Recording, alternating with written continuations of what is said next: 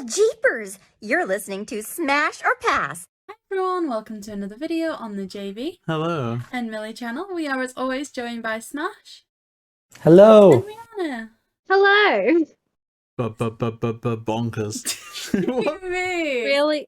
So, Really? welcome back to our brand new series where we are going to review every single episode of the new Scooby-Doo movies, starting with the Ghastly Ghost Town. We're very excited to do this. Thank you so much for the support for all of our reviews of Scooby-Doo Where Are You? You can find them on their own ad hoc playlist on the channel and also in the description down below. So I hope that you enjoy this new style. Now, the visual I've had to make myself, so I apologise if you think it's completely awful, but there's not going to be any visuals popping up, so if you do want to listen to this on the go while you're washing up, doing a bit of ironing, or romancing a man or woman or other, then feel free to do so. Okay, Hey, so let's What? start with the Rhianna plot summary. okay, so Ghastly Ghost Town. Get this. Whilst driving down a deserted road, the mystery machine happens to get stuck in a sand dune after the gang try to avoid a, king-sized bat. The gang have no luck at all throughout this whole series, I feel. And it's starting with a giant bat. So, as a result, the gang meet the one and only three Stooges, Larry, Moe, and Curly Joe, who have just opened up a theme park in a real ghost town. So they invite the gang into a restaurant. Moe starts to explain that something unusual has been scaring away the tourists. I mean, they are in a ghost town after all, but this is the Three Stooges. We'll give them a break.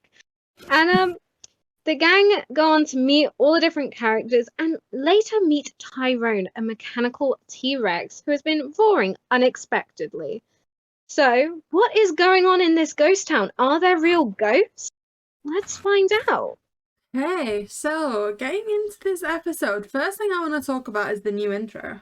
Oh man, I had yeah. no idea Yeah. how much nostalgia I had for this intro until I saw Me it. too. I always thought that my jam as a kid was the Scooby-Doo show, you know, got it all together. But the second I saw the second I heard, hey, Scooby, I flashed right back to my childhood, just sat on the floor, like, clapping like a crazy person. Like, I was right back there, back in 2001 or whenever I would have seen this for the first time. So, it gave me a lot of pleasure.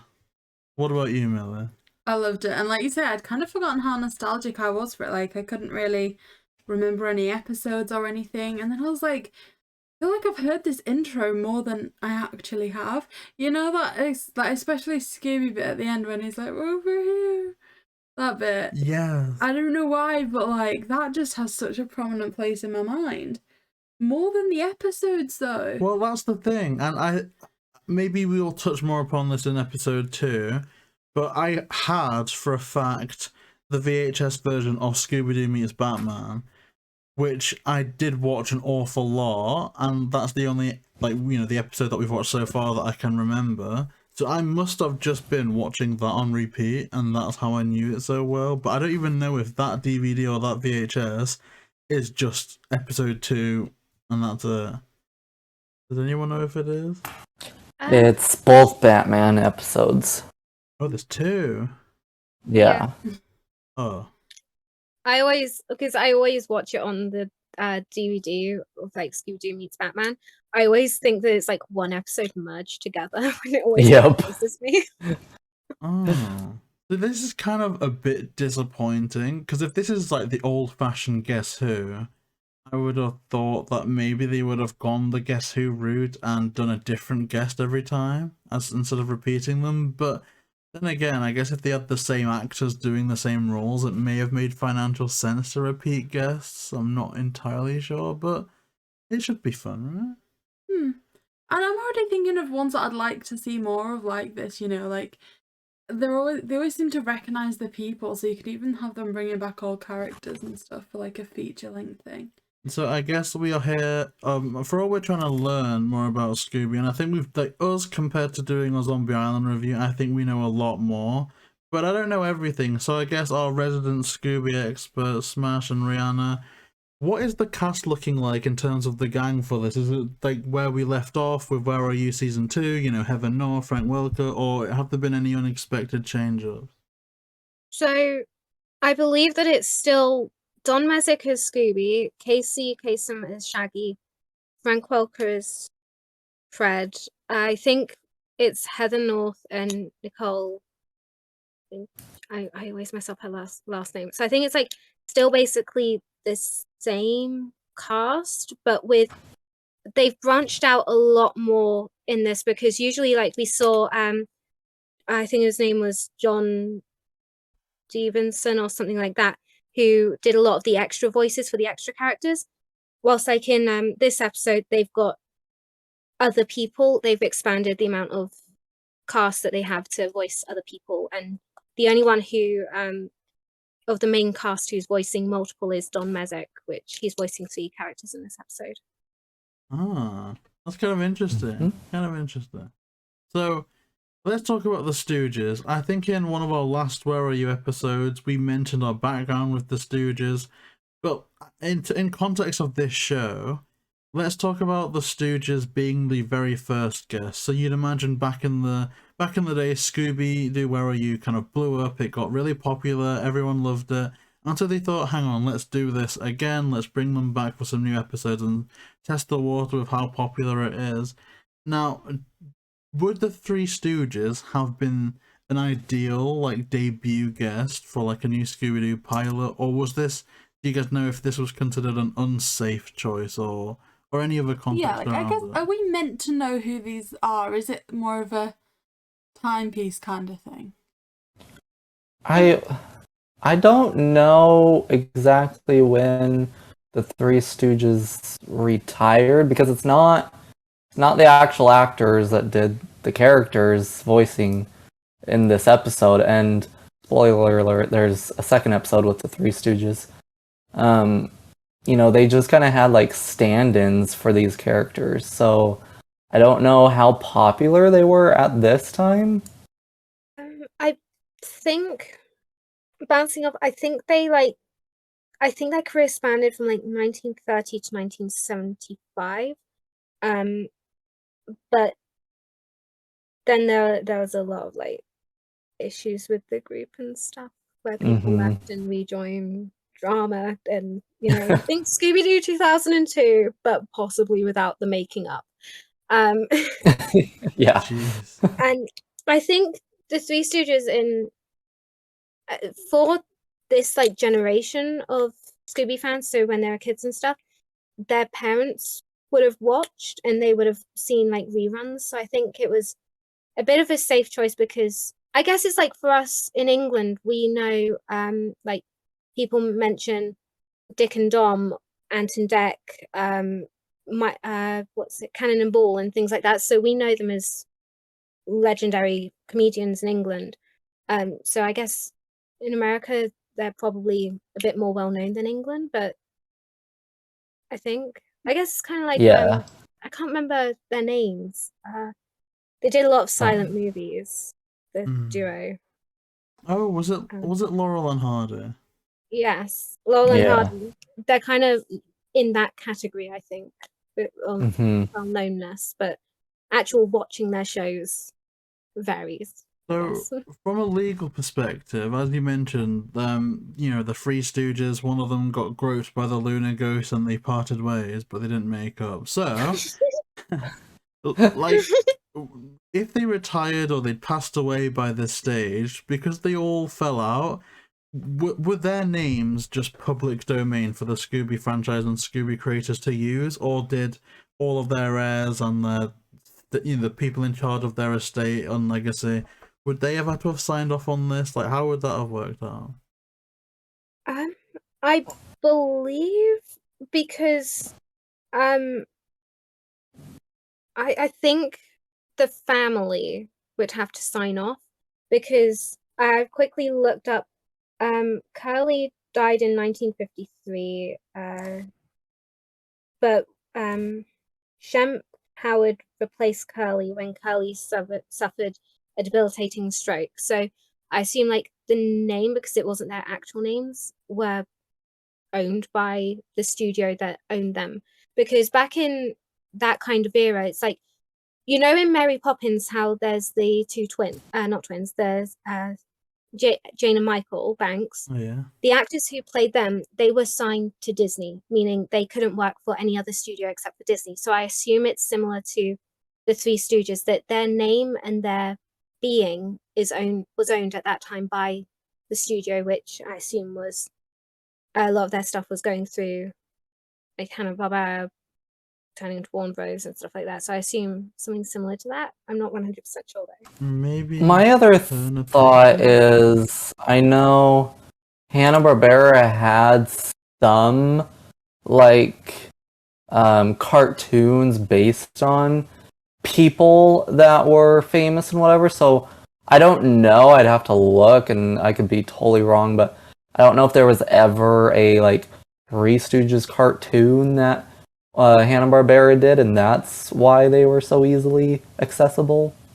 Well, that's a good point. So it's almost like they weren't, you know, bringing in the Three Stooges, they were bringing in their version of the Three Stooges, which makes sense in the same way that, you know, for all Marvel and DC are owned by different people, technically a Lego movie or a Lego franchise could come out with Marvel and DC characters. That's interesting. Right. I like that a lot. So, Milly. I guess my next thought is kind of we're getting into the episode now, and the animation style does appear slightly different. Did anyone else have any thoughts on how things look in this series? Rushed. Yeah, okay, so I have to pick up on that as well. It was very kind of, there's just as many issues as before, like in that Daphne doesn't have tights. There's a lot of things but that you can notice aren't coloured in properly. Fred losing his lower body at one stage. Yeah, there's one time when Velma doesn't have legs. There's another time when Velma is... So in this episode, Velma's kidnapped, but when the gang walk off to go and find her, she's in the scene. She's walking with them. And it's like, this is kind of bad. Like, do you know what I mean? Kind of like, to what extent were the animation team involved in the story? Like, was it two separate entities? Did they even know what the context was around the scene they were animating? Because Velma wasn't meant to be there. I mean, here's what I will say though. For all the characters are kind of rushed and stuff, I was impressed with the scope of the episode. Like, I think Where Are You Season 1 was pretty much the same backdrop throughout, and Season 2 did switch it up with more of a city environment. But with this, I was just impressed that we were in a location that clearly wasn't reused from Season 1 and 2 of Where Are You. Like, I was just refreshed from a standpoint of, okay, we're in a different place, and just what we saw, like the amount of villains and creatures, it was a bit too chaotic maybe sometimes, but I was at least impressed with how large in scope it was compared to, say, the Where Are You series. So yeah, I think for all it was rushed, you could see perhaps there was more of a budget there, like there was more scope, they tried to do more, it was just time was the issue. So there's a few other things that we've picked up on. You have like some frappny moments, like Daphne clinging to Fred, especially when the huge dinosaur appeared. One thing that it does share in common with Where Are You is the score. Like, I think maybe they should have changed it up a bit more to make it more distinct, but it works, right? It's iconic. So I guess kind of going through the episode, so the gang start by seeing kind of an array of animals with an alligator, a camel, an orangutan, and then the Batmobile, as I was kind of naming it, kind of flies overhead. And the Mystery Machine gets stuck, so the gang have to walk, which is when they see this big dinosaur. So kind of setting things up on the premise. Did anyone have any thoughts on like the early stages of the episode? It was reminding me a lot of the Alien Invaders, because they were just driving into the desert, some UFO flies over them, and now suddenly they're in this kind of rooting, tooting, kind of almost half abandoned town. So instantly Alien Invaders wise for me. See, for me, once so the Three Stooges appear and they chase the orangutan, so we now have Larry, Moe and Curly Joe. But when they arrive at the fun time, Funtown, I was kind of getting, you know, like Charlie the Robot episode vibes and stuff. Yes. Boop, beep, boop, beep, boop, beep, boop. I don't know what that was. I didn't even get the names of the Stooges though. See, I wrote them down just because I knew that it looked good that I'd paid attention. I know, I was impressed then. I was like, oh, I've just been writing the Stooges for the one with the wacky hair, the one with the bowl cut, the Something that I other one. take issue with this episode quite early on though is when we meet the creepy caretaker, because it's kind of a bit like, oh no, we just know it's going to be you. But do we though? Because I instantly discounted them because I thought it would be too obvious because they were like, oh, he's really creepy. We need to fire him, but he's too scary to fire. So I was like, well, I don't know if they're gonna make it that obvious. Okay, so here's what my thought process was. It's with it being like longer episodes, you're gonna have met the villain, you're gonna have met who it is, basically. There's already 3 new characters in the 3 Stooges. They're probably not going to have time to introduce many more characters, given that so far we've already had so many animals being introduced as well. So it was probably just going to be the creepy guy. The creepy, yeah. So big mechanical dinosaur run by some sleaze, and he did look odd to be fair. So we'll see. Okay, so the next thing is they go and look inside the dinosaur. They're quite fun. Cool. Yeah, it's very strange to me personally because, again, comparing it to Where Are You, it almost could have been real, right? Unless I'm mistaken, there's nothing in that series that is out of the realm of possibility. Just kind of quickly thinking about it. Apart from the talking dog, I don't think so. But and obviously for 1969, a walking, talking robot probably wouldn't have been on the cards. But this just seems a lot more out of the realm of possibility. So I don't know, but I enjoyed it a lot. I thought it was kind of funny how before they went into the dinosaur, they were stopped by some sheriff who was like, "Hey, hold right there! You're trespassing on private land." Scooby just walks into the dinosaur, and the gang are like, "Huh, Scooby's walked in. Let's go and follow him," even though they've just been stopped. And then the guy's just like, "Oh, okay, I'll go too." That's okay. See, the next scene's something that I want to get everyone's opinion on, because I feel like this is where we see like a few issues with this series. So it's the scene where Velma gets taken, but she's in the scene as they're walking along to find her, and you see it's the manager that kidnaps her. So you're like, okay, 2 villains, you're the second one. Do you think it's an error that they showed who was kidnapping Velma? I guess SMASH, did you pick up on that?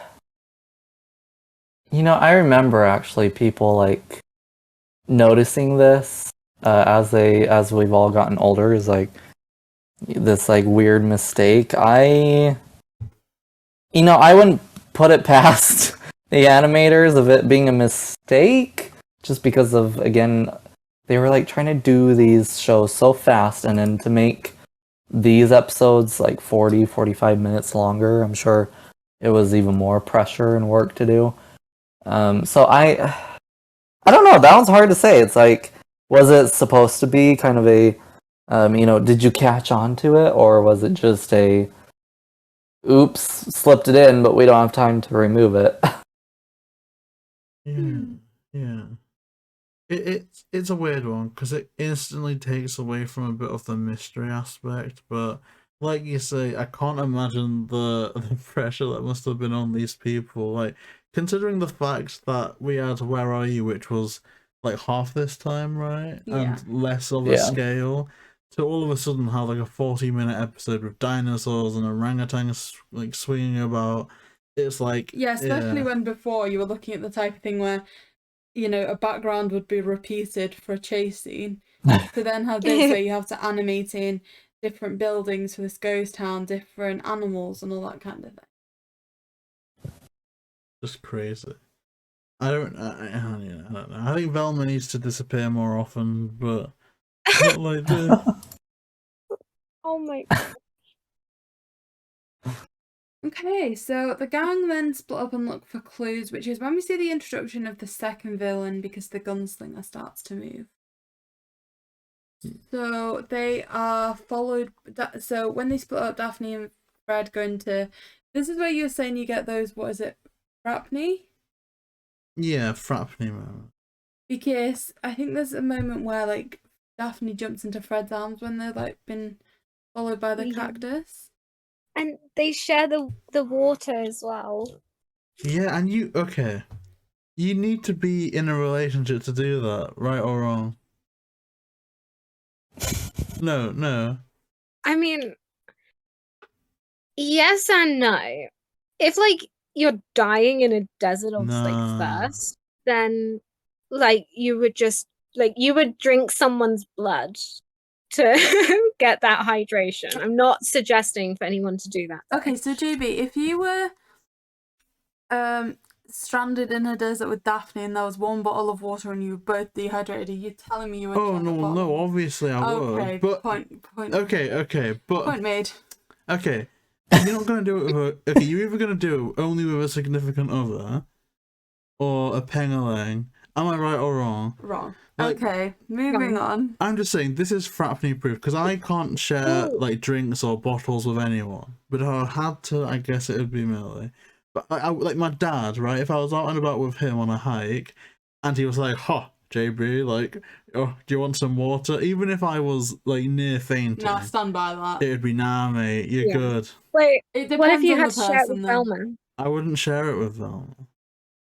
Yeah, but what if like you were about to die? Wait, what if it was Mindy Cohn's Velma? No, Not I Kate couldn't do Micucci's. It's just thinking about someone just drinking and then gushing their last meal into the bottle, like slowly. No. I can't handle it, and it could stink as well, depending on how long it's been festering for. I feel ill Okay, just talking moving on. about it. Okay, so moving on. JayBee pointed out one of Fred's lines in Oh this scene. Jesus! This desert reminds me of a woman because what was it? I'm not saying it. I don't have the rest of the line written down. I'm a modern man. Rhianna can say it. What's the rest of the line, JayBee? The line is, "This desert reminds me," and this is a quote, "This desert reminds me of a woman." It just goes on and on and on. I can't believe that. That's why they were taking away Daphne's mouth in the last season. What year series. was this? Is this 72? It was 1972. Yeah, it aired on September 9th. Oh my gosh, so we're really close to Wow. the first episode releasing. Wait, what day? Can I save it? 9th no, of that's too far. September 1972. Hey. Oh, it'll be its 50th anniversary. Really? Yeah. Yeah. Huh. Yeah, see, we did it at the right time. What if Warner Brothers manages to release a fully complete box set of it instead of almost complete? Or is that putting too much faith in them? Or Well, unfortunately, it wasn't their fault. That's true. it was, whose fault was it? It was Wednesday's fault because she goes missing, taking the episode with her.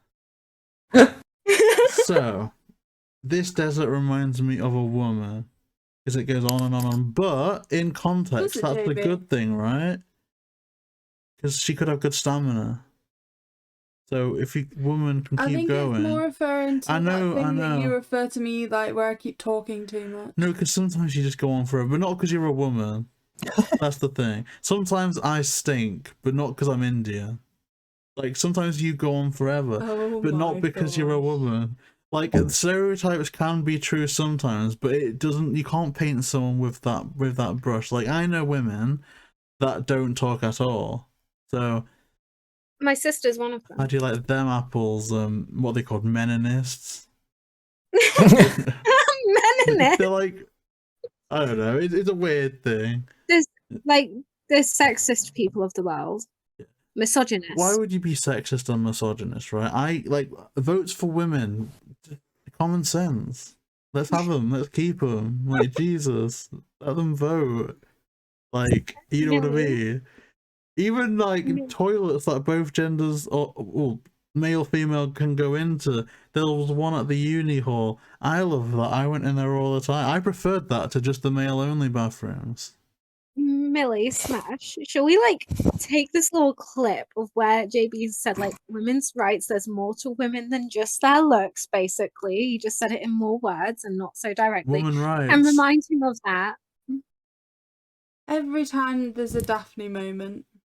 Women rights. Okay, if you enjoyed this review so far, please make sure to leave a like and comment down below women's rights. That's the vibe that we're gonna have in there. So, Milly, because you're a woman, do you want to lead the way, God is a woman, onto the next section? Okay, so one of the next scenes that I really like is when Scooby and the gunslinger have the shoot off. Free the nipple. Yes. Oh. This is in the opening, isn't it? With like their Yeah. Dung, dung, dung, dung, dung, dung, dung. Scooby. Why? How come in like cartoons they have to censor so much stuff? Like you can't cut something with a knife, but you can have a gun just blasting off. Because it's an American cartoon. Yeah, but do kids get guns? Like, do you have to be a certain age to get a rootin' tootin' gun? Technically, you were supposed to, but you know, everybody finds a way. You like love finds a way, guns find a way, life finds a way. But no, it was fun, right? Because again, you think, and this is what I was thinking about with the Minor 49er episode. I wanted a bit of like a Western take of about things, you know, gunslingers in the holsters, standoffs, tumbleweed flying across the road, and I think I kind of got that with the gunslinger character. So I like it. I would have preferred if it wasn't this robotic version, and if it was more of someone in a gunslinger costume. But then maybe that in itself would have been a bit too menace. I think we don't actually see the guns firing anything that did damage, did we? No, I think ultimately we just see the gunslinger fall apart. Scooby gets stuck in the well, and the others shout through for them to be rescued.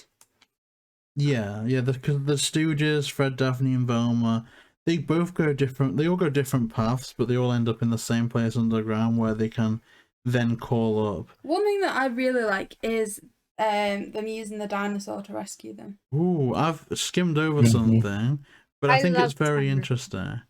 People always say that a pup named Scooby-Doo Fred is completely radical and out of nowhere. Same with Freddie Prinze Jr.'s Himbo Fred. But Fred running towards the cactus, going, "Come back here, you vegetable," and diving into the mirage, I think that is perfect representation for what would go on to be pup named Scooby-Doo Fred and Freddie Prinze Jr. Fred. Like, I just wanted to point that out. Like, the seeds for a more himbo-y, funny Fred were kind of planted quite early on, and I'm there for it. Okay, so where are we up to next? The Batmobile's taking off. They stop it using the dinosaur, and it was unmasked to be the manager, which we saw kidnapping Velma, so big shock there. Dun, dun, dun. And the night guard, who, again, sinister character, big shock there. Amos and Rhino. Oh yeah. So, that was the episode. Let's go to the verdicts, I think, unless anyone's got anything else to add. I have nothing to add. So we're starting with you then. Smash or pass? So here's the thing. New Scooby-Doo movies, I remember the intro, don't really remember them a whole lot. I'm coming at this with fresh eyes, so I was like, OMG, what is this? I've never seen this before. Like it was just absolutely off the walls. Instantly, I think I'm gonna smash this, maybe because I'm very anti-purist in my mindset. Everyone always says, what's your favourite series of Scooby-Doo? Oh, it's Where Are You? And I just didn't see it with season 1 and 2. Like, I get that it's a classic and it is respected, you know, because we wouldn't have any of this without that one. But instantly watching this, I'm like, okay, I'm instantly more captivated. There's more going on. There's more of a comprehensive story. When we did the notes, or when I made the notes for every single Scooby-Doo Where Are You episode, it was just writing stuff down that happened in front of me so I remember to talk about it. Whereas this is the first time since reviewing the movies that I've written down theories, that I've kind of made parallels between this and other things, so It's I the don't know. first time you've wrote something other than this should be a Funko chase. Maybe. So maybe. But Or Daphne should be gagged. well, look, okay, Okay, well let's talk about What? that later. This is you taking your male like feministic stance, JayBee. I'm just saying. And Well, it's not looking good for you. well, look, votes for women. So I will smash Ghastly Ghost Town, and I will smash votes for women. Millie, ladies first. Even though I just went, would you would you smash or pass the Ghastly Ghost Town? I think it's a smash. Like, it's certainly refreshing to be moving on from the Where Are You era. I agree with JayBee that there was kind of more happening here. It was refreshing to see Velma be the one that was kidnapped instead of Daphne as well. It was clear they were mixing it up, trying something different, and I think after 2 series of Where Are You, it was time for something a bit different. So yeah, smash. And saying smash, would you say smash or pass for Ghastly Ghost Town? So this series, now a lot of people, as they've gotten older, haven't loved it, which is fair. We clearly see a lot of mistakes, a lot of rushing and whatever, but I have so much nostalgia for this series. So my mom used to clean houses for people, and when I didn't want to go to school, that sounds so like, yeah, if I didn't have to go to school, I didn't have to. No, it was few and far in between, but when I didn't want to go to school, she was always like, fine, then you have to come with me. And so at the time, we didn't have cable, or at least cable with Boomerang, but all these people's houses that she go clean did. So I was always like, okay, darn, I have to go with you, darn. And so then I'd go and just turn on the TV and be like, well, this house has Boomerang, so I'm cool, Mom, I'm good. And so I would always watch this series while my mom was cleaning. And so it was like the only way I'd watch this series as well, since we didn't have Boomerang for the longest time, besides the 2 Batman episodes, because I had the VHS for that one for a really long time. But this episode in particular, too, is one that is really stuck with me as well, amongst some other ones. But so as maybe chaotic as these episodes can be, I feel like this one flows a bit better than some other ones that later we'll get into. But this one I have to smash for sure. It's just fun, and it gives us so much newness from Where Are You, like you guys were saying. So it's a good, coming from Where Are You, and after 2 seasons of that, it's a good new take of Scooby that I feel. Amazing. So far we've got a unanimous vote, which of course just leaves Rhianna. Would you say this is a smash or pass? Okay, so I'm going to disappoint everyone. Oh, sugar. So I absolutely loved the theme song to this. Like, I've got a video on my phone, which I may or may not put on my Instagram story for 24 hours only when this episode airs, as long as I can find it, that is, of me singing along to this theme song and doing the whole Scooby-Doo, where are you? I'm over here. And yeah, it's kind of embarrassing. But I love the theme song. I love the music. I feel like the drawings and everything and the setting is darker in ways. Like, there's something a bit more gritty about it, which I really like. And this episode, I'm kind of like smashed. Like, when I wasn't at school, I would sit at home curled up in a blanket, and I was like watching these episodes, and this one was on most frequently, actually, along with the Batman ones. And so I kind of like pulled you into a false sense of security because I'm smashing this. Oh, I've been pranked. Bonkers. It's payback. What a Payback, dirty JayBee. you know what? I think for all I get taken the rick out of for being a bit of a doofus, Like, I had an Indian mum. I never had any days off school. It was always, JayBee, what are you doing? You need to become a doctor. You need to go to school. And then she'd get out her slipper and just spank it on my bum and go, go to school today. So... Isn't this the person that used to make you cups of coffee and toast in bed before school? Well, okay, I was very, very white. Well, not white privileged. Wasn't this a thing where very coconut privileged. Wasn't it a thing where when your mum woke you up, you got toast and coffee? I'll say bed, this. And when your dad had to wake you up, you were too scared to not get out of bed before he. Yeah, I'll say this. When I went to uni, you could have almost convinced me that coffee just appeared on the bedside beforehand, so I kind of had a bit of a wake-up call when I didn't have a cup of coffee just next to me when I woke up. Privileged, JayBee. So Yeah, it is. a wake-up call when you need coffee to help you wake up. Well, that's why I got hooked on energy drinks, isn't it? Well, can I just like very quickly add on to my Bonkers. Yeah. Really? I just want to say I love Dingbat. Okay, Dingbat is my favorite side character in this episode. Like, secretly, Dingbat was the savior of everything, and Dingbat shall forever remain in my memory. Thank you. I like Dingbat. Dingbat, pretty groovy character. So that was a unanimous smash on the Ghastly Ghost Town. Join us next time for the dynamic Scooby-Doo affair. Ooh, so why is Scooby-Doo having an affair? Will he tell his wife? Will he not tell his wife? Find out next time. When did Scooby get married? Yesterday. So, new Scooby-Doo movies. If you liked this commentary, if you like this review, then please subscribe to the channel for episodes where we will be reviewing this series. Subscribe to smASH's channel and check out all of his social links in the description down below. Recently posted the kind of debut episode of his new podcast, so check that out in the description. Whoop, whoop. And Rhianna is going to be posting some pretty groovy content over on the gram, so please check that out in the description as well.